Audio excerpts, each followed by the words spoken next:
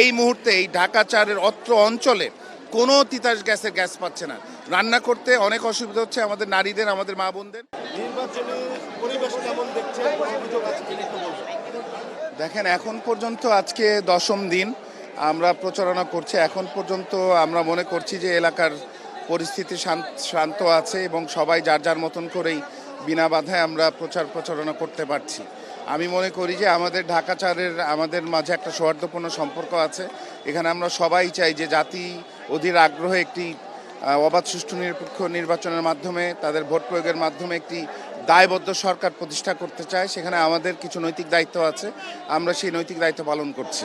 আপনার এলাকায় প্রধান সমস্যা কি, আর আপনি নির্বাচিত হলে কোন সমস্যা সমাধানের সবচেয়ে বেশি? দেখেন, এলাকায় অনেকগুলি সমস্যা। একটি প্রধান সমস্যা বলে আমি বাকি সমস্যাগুলিকে ছোট করতে চাই না।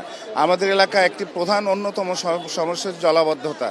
তাছাড়া এই এলাকার রাস্তাঘাটের বেহাল দশা। এই এলাকায় একেবারে নাগরিক সুবিধা বঞ্চিত মানুষ বসবাস করছে। এখানে একটা কমিউনিটি সেন্টার নাই, একটা স্বাস্থ্যসেবা ক্লিনিক নাই, সরকারি হাসপাতাল নাই, একটি খেলার মাঠ নাই। এখানে কবরস্থানের সংকট দেখা দিয়েছে।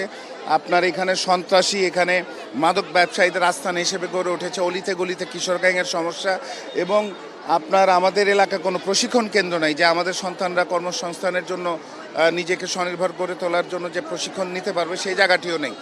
এই এলাকায় কোনো পাঠাগার নেই। অলিগলিতে রাস্তাঘাট এখনও কাঁচা রয়ে গেছে। আপনাদের রাস্তার মধ্যে খেয়াল করবেন, ল্যাম্প পোস্ট নেই, লাইট নেই, রাতের বেলায় অন্ধকারাচ্ছন্ন, বিভিন্ন সমস্যা জর্জরিত আমাদের এলাকা। এই মুহূর্তে এই ঢাকা 4-এর অত্র অঞ্চলে কোনো তিতাস গ্যাসের গ্যাস পাচ্ছে না।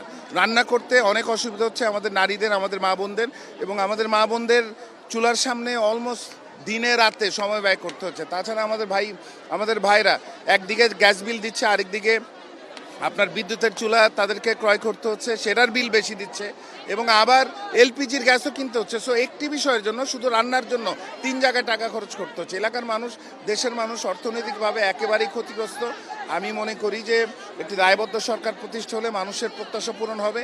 সরকার এবং সরকারের সকল পর্যায়ের কর্মকর্তা কর্মচারীরা সকলে দেশের মানুষের কাছে, এলাকার মানুষের কাছে দায়বদ্ধ হবে এবং তাদের সেবা নিশ্চিত করবে।